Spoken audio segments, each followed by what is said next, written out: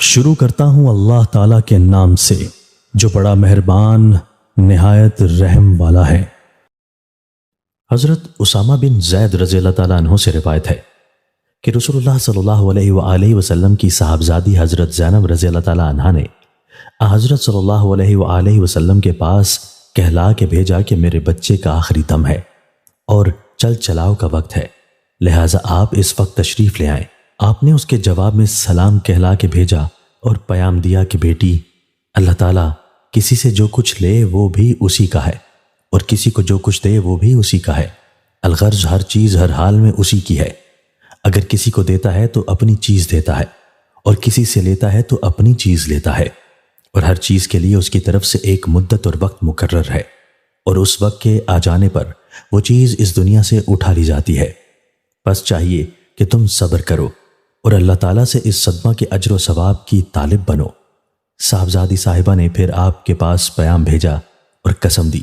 کہ اس وقت حضور ضرور ہی تشریف لے آئیں۔ بس آپ اٹھ کر چل دیے اور آپ کے اصحاب میں سے سعد بن عبادہ رضی اللہ تعالیٰ عنہ اور معاذ بن جبل رضی اللہ تعالیٰ عنہ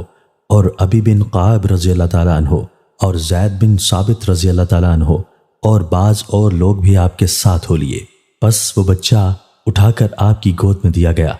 اور اس کا سانس اکھڑ رہا تھا۔ اس کے حال کو دیکھ کر رسول اللہ صلی اللہ علیہ وآلہ وسلم کی آنکھوں سے آنسو بہنے لگے۔ اس پر سعد بن عبادہ نے عرض کیا، حضرت یہ کیا؟ آپ نے فرمایا یہ رحمت کے اس جذبہ کا اثر ہے جو اللہ تعالیٰ نے اپنے بندوں کے دلوں میں رکھ دیا ہے، اور اللہ کی رحمت انہی بندوں پر ہوگی جن کے دلوں میں رحمت کا یہ جذبہ ہو، اور جن کے دل سخت اور رحمت کے جذبہ سے بالکل خالی ہوں وہ خدا کی رحمت کے مستحق نہ ہوں گے۔ تشریح: حدیث کے آخری حصے سے معلوم ہوا کہ کسی صدمہ سے دل کا متاثر ہونا اور آنکھوں سے آنسو بہنا صبر کے منافی نہیں۔ صبر کا متقاضی صرف اتنا ہے کہ بندہ مصیبت اور صدمہ کو اللہ تعالیٰ کی مشیت یقین کرتے ہوئے اس کو بندگی کی شان کے ساتھ انگیز کرے اور اللہ تعالیٰ کی رحمت سے مایوس اور اس کا شاکی نہ ہو اور اس کی مقرر کی ہوئی حدود کا پابند رہے۔ باقی طبعی طور پر دل کا متاثر ہونا اور آنکھوں سے آنسو بہنا تو قلب کی رقت اور اس جذبہ رحمت کا لازمی نتیجہ ہے جو اللہ تعالیٰ نے بندوں کی فطرت میں ودیت رکھا ہے، اور وہ اللہ تعالیٰ کی خاص نعمت ہے، اور جو دل اس سے خالی ہو وہ اللہ تعالیٰ کی نگاہ رحمت سے محروم ہے۔ سعد بن عبادہ رضی اللہ تعالیٰ عنہ نے حضور صلی اللہ علیہ وآلہ وسلم کی آنکھوں سے آنسو بہتے دیکھ کر تعجب سے سوال اس لیے کیا کہ اس وقت تک ان کو یہ بات معلوم نہ تھی کہ دل کا یہ تاثر اور آنکھوں سے آنسو گرنا صبر کے منافی نہیں ہے۔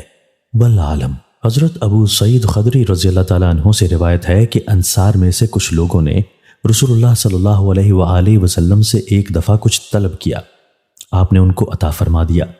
لیکن ان کی مانگ ختم نہیں ہوئی، اور انہوں نے پھر طلب کیا، آپ نے پھر ان کو عطا فرما دیا، یہاں تک کہ جو کچھ آپ کے پاس تھا وہ سب ختم ہو گیا اور کچھ نہ رہا۔ آپ نے ان انصاریوں سے فرمایا، سنو، جو مال و دولت بھی میرے پاس ہوگا اور کہیں سے آئے گا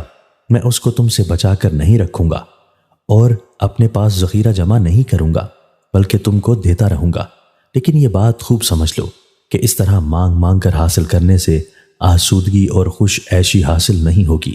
بلکہ اللہ تعالیٰ کا قانون یہ ہے کہ جو کوئی خود عفیف بننا چاہتا ہے، یعنی دوسروں کے سامنے ہاتھ پھیلانے سے اپنے کو بچانا چاہتا ہے، تو اللہ تعالیٰ اس کی مدد فرماتا ہے اور سوال کی ذلت سے اس کو بچا دیتا ہے، اور جو کوئی بندوں کے سامنے اپنی محتاجی ظاہر کرنے سے بچنا چاہتا ہے، یعنی اپنے کو بندوں کا محتاج اور نیاز مند بنانا نہیں چاہتا، تو اللہ تعالیٰ اس کو بندوں سے بے نیاز کر دیتا ہے، اور جو کوئی کسی کٹھن موقع پر اپنی طبیعت کو مضبوط کر کے صبر کرنا چاہتا ہے تو اللہ تعالیٰ اس کو صبر کی توفیق دیتا ہے، اور صبر کی حقیقت اس کو نصیب ہو جاتی ہے، اور کسی بندہ کو بھی صبر سے زیادہ وسیع کوئی نعمت عطا نہیں ہوئی۔ تشریح: اس حدیث کا خاص سبق یہی ہے کہ بندہ اگر چاہتا ہے کہ وہ دوسرے بندوں کا محتاج نہ ہو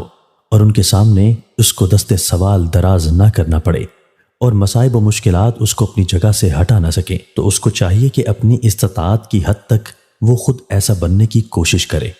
اگر وہ ایسا کرے گا تو اللہ تعالیٰ اس کی پوری مدد فرمائے گا اور یہ سب چیزیں اس کو نصیب ہو جائیں گی۔ حدیث کے آخری حصہ میں فرمایا گیا ہے کہ کسی بندے کو صبر سے زیادہ وسیع کوئی نعمت عطا نہیں ہوئی واقعہ یہی ہے کہ صبر دل کی جس کیفیت کا نام ہے وہ اللہ تعالیٰ کی نہایت وسیع اور نہایت عظیم نعمت ہے۔ اسی لیے قرآن مجید کی آیت میں صبر کو صلاۃ یعنی نماز پر بھی مقدم کیا گیا ہے۔